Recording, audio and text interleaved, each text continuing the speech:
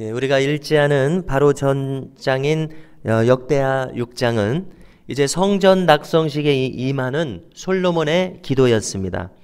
그 기도의 범위를 보면은 온 백성들과 또 열방에까지 이르는 넓은 기도를 올려드렸습니다. 그 내용을 함께 살펴보지는 않았는데요. 이어서 오늘 함께 읽으신 본문은 그 기도에 대한 하나님의 응답이 기록되어 있습니다. 먼저 우리가 1절로 3절을 보면은 하나님께서 이 성전 낙성식에서 불로써 응답하신 것을 기록합니다.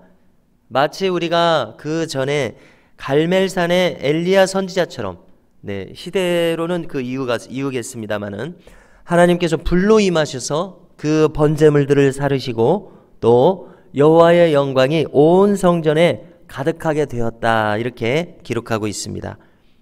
우리가 상상만 해도 참 영광스러운 장면인 것을 알 수 있습니다.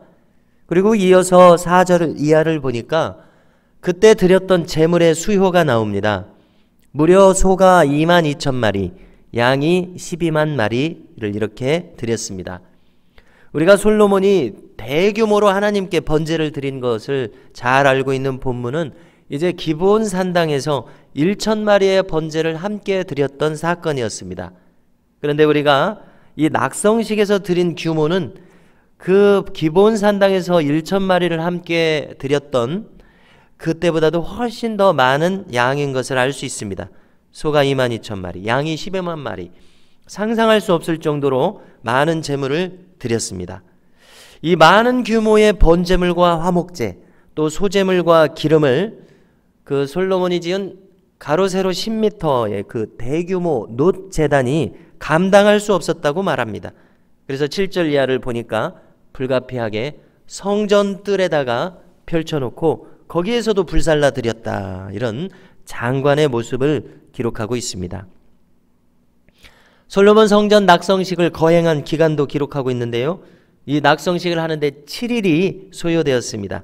바로 지금과 같은 이 가을 초막절 앞에 7일을 소요했습니다. 그리고 오늘 성경을 보니까 또 특이한 것은 초막절을 뒤이어서 지냈습니다. 이 기간도 7일입니다. 그러면 무려 14일 동안이나 낙성식과 초막절을 지낸 것을 알게 됩니다. 이스라엘 전국 각지에서 많은 백성들이 참여했습니다.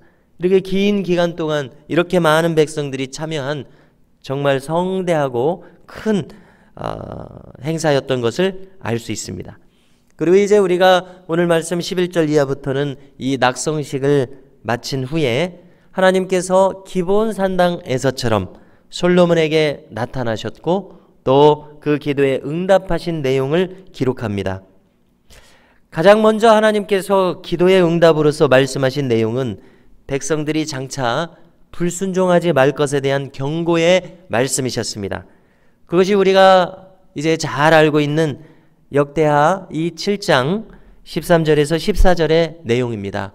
이 내용을 다시 한번 찾으셔서 함께 읽고자 합니다. 13절 14절을 읽겠습니다.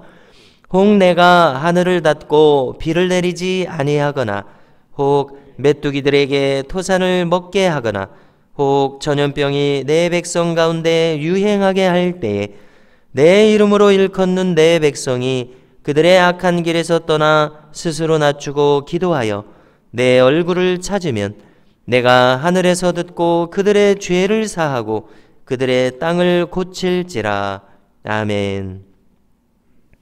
우리는 이제 가뭄이나 메뚜기 재앙 그리고 전염병의 재앙 전부가 하나님의 심판이라고 즉각적으로 말하기는 어려울 것입니다. 분명 일반적인 자연재해가 있을 것이고 또 하나님의 심판에 의한 재앙이 있을 것입니다. 우리가 그것을 짧은 순간에 한마디로 분별해내는 것은 그렇게 쉽지 않습니다. 그러나 만일 하나님의 심판에 의해서 가뭄과 자연재해와 전염병의 창궐이 이루어지게 된다면 하나님은 뭐라고 말씀하십니까? 하나님의 백성들이, 자, 우리가 여기서 염두에 둘 것은 무엇입니까?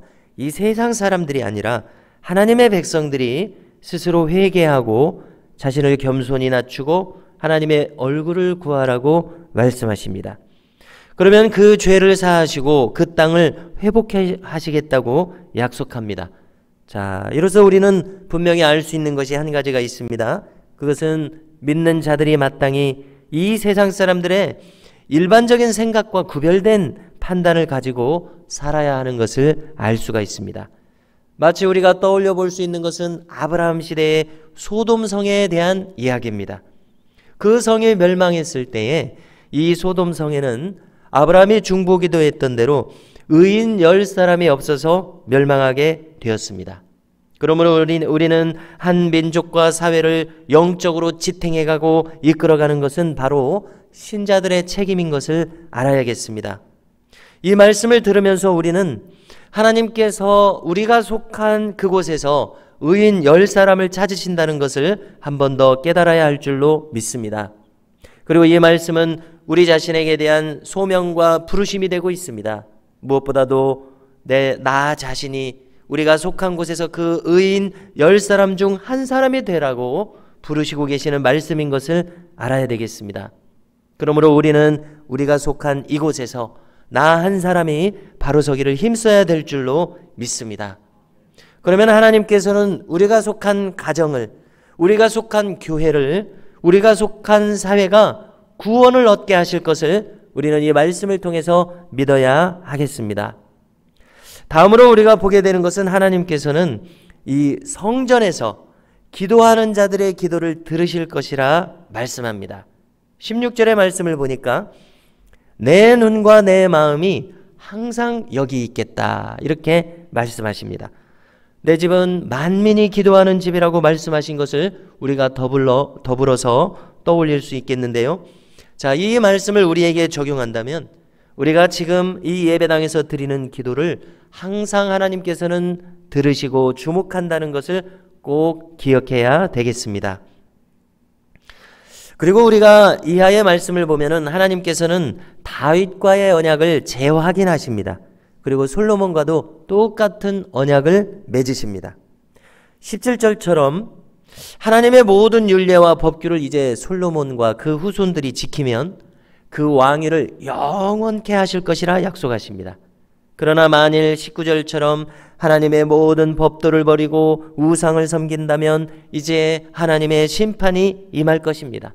그 심판의 내용은 20절로 22절과 같은 내용입니다. 지금 이 순간 우리가 함께 읽지는 않겠습니다만 조금 전에 읽은 것처럼 실제로 이 역대기를 기록하고 있는 이 시점은 이미 여기 20에서 22절까지 기록된 심판이 이루어진 시점이었습니다. 북이스라엘과 남유다는 모두 어떻게 멸망했습니까? 전부 다 우상숭배로 그들은 멸망했습니다. 남유다가 끌려갈 때에 3차에 걸쳐서 포로로 끌려갔습니다. 몇십 년에 걸쳐서. 그리고 이제 70년 만에 포로에서 귀환했습니다. 그래서 학자들이 알려주는 대로 이 역대기가 기록되고 있는 이 시점은 이제 온 70년의 포로 기간에서 귀환한 시점입니다. 어떻습니까? 그들은 이 역사의 사건을 통해서 큰 교훈을 얻었을 것입니다. 하나님께서는 자기 백성을 사랑하시는 고로 사생자와 같이 방치하지 않으시고 징계와 채찍을 가하셔서 고치고자 하시는 것이 하나님의 마음이셨습니다. 성도 여러분, 우리도 마찬가지일 것입니다. 오늘 이 솔로몬과 같이 다윗의 언약을 재확인하시는 것처럼 이 언약의 정신과 내용은 그대로 우리와 맺으시는 언약인 것을 우리는 떠올려야 되겠습니다. 언제나 우리가 살아가면서 하나님의 율례와 법도를 지키면서 신실한 하나님의 백성으로 살아가는 은혜가 우리 가운데 충만할 수 있기를 간절히 소망합니다.